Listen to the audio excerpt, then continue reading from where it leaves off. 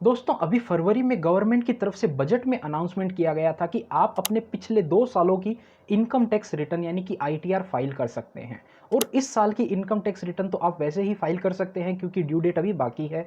तो कुल मिलाकर आप 3 साल की इनकम टैक्स रिटर्न अपनी एक साथ फाइल कर सकते हैं और बैंक से लोन ले सकते हैं। सुनने में कितना इंटरेस्टिंग लगता है। अभी अगर क्या होता था कि आप बैंक में जाते हैं लोन लेने के लिए, तो बैंक वाले आपसे 3 साल की इनकम टैक्स रिटर्न मांगते हैं। तो कई लोगों के पास तो इनकम टैक्स रिटर्न होती ही नहीं है क्योंकि उन्होंने अभी तक आईटीआर फाइल ही नहीं करी, या फिर किसी के पास होती भी है तो 1 या 2 साल की होती है। तो 3 साल की इनकम टैक्स रिटर्न बैंक वाले मांगते हैं ज़्यादातर लोन के केसेस में। तो अब गवर्नमेंट ने क्या कर दिया है कि आप अपने पिछले 2 सालों की इनकम टैक्स रिटर्न फाइल कर सकते हैं और इस साल की भी आप फाइल कर सकते हैं। टोटल 3 सालों की इनकम टैक्स रिटर्न एक साथ फाइल कर सकते हैं। आप में से भी काफ़ी लोगों के कमेंट आते थे, मैसेज आते थे और वो पूछते थे, सर क्या हम अपने पिछले 3 सालों की इनकम टैक्स रिटर्न एक साथ फाइल कर सकते हैं क्या?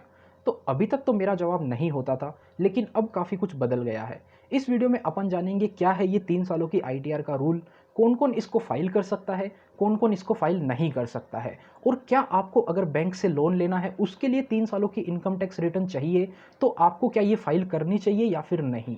नमस्कार दोस्तों, मेरा नाम है राकेश, आप देख रहे हैं बैंकिंग बाबा यूट्यूब चैनल। तो चलिए आज की इस वीडियो को शुरू करते हैं।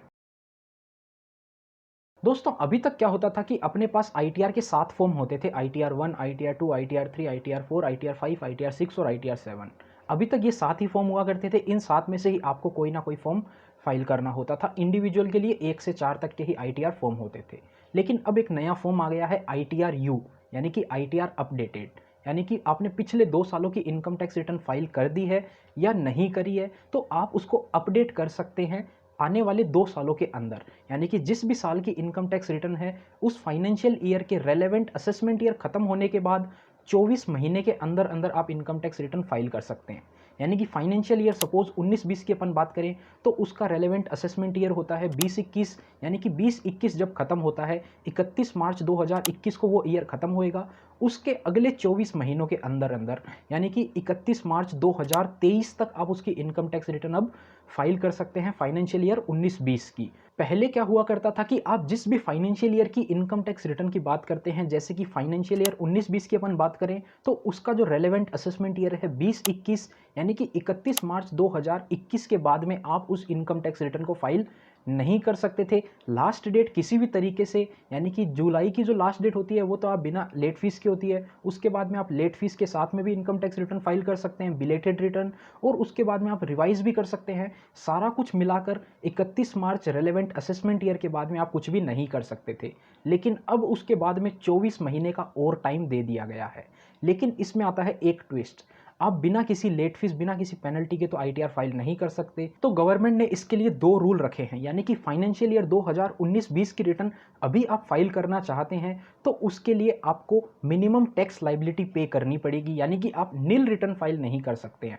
अगर आप नील रिटर्न फाइल करना चाहते हैं आईटीआर यू में, तो वो पॉसिबल नहीं है। आपको ऐसी रिटर्न फाइल करनी पड़ेगी जिसमें आपका कुछ ना कुछ टैक्स अमाउंट बनता हो और आपको टैक्स पे करना पड़ेगा। यानी कि अगर आपने पहले कोई भी रिटर्न फाइल कर दी, आप उसको अपडेट भी करना चाहते हैं, तो आपने जो प्रीवियस टाइम पे टैक्स पे किया था, टैक्स लाइबिलिटी आपकी बनी थी, इस बार उससे ज़्यादा टैक्स लाइबिलिटी होनी चाहिए। यानी कि आप कम टैक्स लाइबिलिटी दिखाकर आईटीआर यू फाइल नहीं कर सकते हैं। यानी गवर्नमेंट का सीधा सीधा टारगेट क्या है, अपना रेवेन्यू ज़्यादा करने का। आपको ज़्यादा टैक्स पे करना है तो ही आप आईटीआर यू फाइल करें, अदरवाइज आप ना करें। तो इसमें क्या होगा, आपका जो रेलेवेंट पीरियड है, यानी कि कम से कम आपको 5 लाख रुपए से ज़्यादा की इनकम डिक्लेयर करनी पड़ेगी और उसके ऊपर आपको 12,500 रुपये का मिनिमम टैक्स देना पड़ेगा, क्योंकि कम से कम टैक्स इतना ही बनता है। इससे कम होने पर आपका टैक्स जीरो हो जाता है, तो जीरो में तो आप ये आईटीआर फाइल नहीं कर सकते हैं। तो 12,500 आपको मिनिमम टैक्स देना पड़ेगा।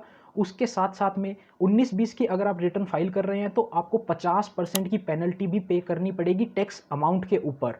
यानी कि अगर आप 19-20 की रिटर्न फाइल कर रहे हैं तो 50% पेनल्टी, और फाइनेंशियल ईयर 20-21 की आप फाइल कर रहे हैं रिटर्न, तो उसके ऊपर आपको 25% की पेनल्टी। यानी कि पिछले 2 सालों की इनकम टैक्स रिटर्न अगर आपको फाइल करनी है, तो आपको 12,500 इंटू 2, 25,000 रुपये का तो आपको टैक्स पे करना पड़ेगा। उसके ऊपर 1 साल की आपको 25% पेनल्टी और 1 साल में आपको 50% पेनल्टी, तो लगभग 12,000 के आसपास आपको पेनल्टी पे करनी पड़ेगी। और ये जो टैक्स है 2019-20 का है, तो तब से लेकर आज तक आप आज रिटर्न फाइल करेंगे तो उसके उसके ऊपर आपको इंटरेस्ट भी पे करना पड़ेगा।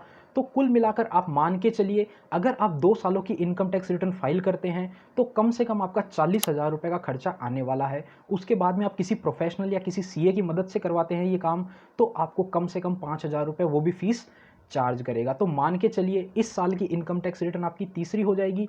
तो टोटल अगर आप लोन के लिए ये आईटीआर फाइल करवाना चाहते हैं पिछले 3 सालों की, तो आराम से आपका 50,000 रुपये का खर्चा आने वाला है। तो अब आपको अपने आप डिसाइड करना है कि 50,000 रुपये क्या आपको लोन के लिए ये सही अमाउंट है, तो ही आप आईटीआर फाइल करिएगा 50,000 रुपये खर्चा करके। अदरवाइज़ आप वेट करिए, आने वाले 3 सालों की आईटीआर टाइम से फाइल करिए और उसके बाद में ही लोन के लिए अप्लाई करिएगा। तो अब बात करते हैं किसको आईटीआर यू फाइल करना चाहिए। तो गवर्नमेंट का सीधा सा टारगेट है लोन वालों के लिए ये आईटीआर नहीं आई है। ये आईटीआर आई है उन लोगों के लिए जिनसे गलती से अपनी इनकम मिस हो गई थी, कोई इनकम टैक्स रिटर्न में आईटीआर में कोई उनको इनकम दिखानी थी, वो दिखा नहीं पाए थे और उस कारण से उनकी टैक्स लाइबिलिटी इंक्रीज होती है। तो वो इनकम दिखाकर वो अपनी टैक्स लाइबिलिटी के साथ 25% या 50% की पेनल्टी पे करके उस अमाउंट को शो कर सकते हैं। तो या फिर वो पर्सन अपनी इनकम टैक्स रिटर्न फाइल कर सकता है जो मिस कर दी थी, जिसने रेलेवेंट असेसमेंट ईयर में वो अपनी इनकम टैक्स रिटर्न फाइल नहीं कर पाया था, उसका टैक्स बनता है, अब उसको डर लग रहा है कि उसके पास इनकम टैक्स नोटिस आ सकता है, तो वो नोटिस आने से पहले अपनी तरफ से अपनी इनकम टैक्स रिटर्न फाइल करके सेफ हो सकता है।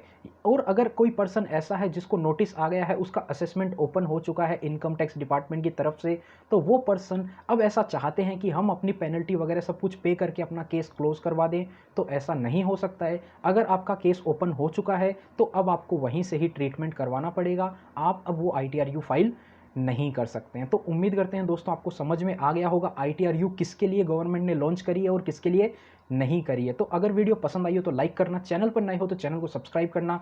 मिलते हैं आपसे फिर किसी नए और इंटरेस्टिंग वीडियो में, तब तक के लिए अपना ख्याल रखिएगा।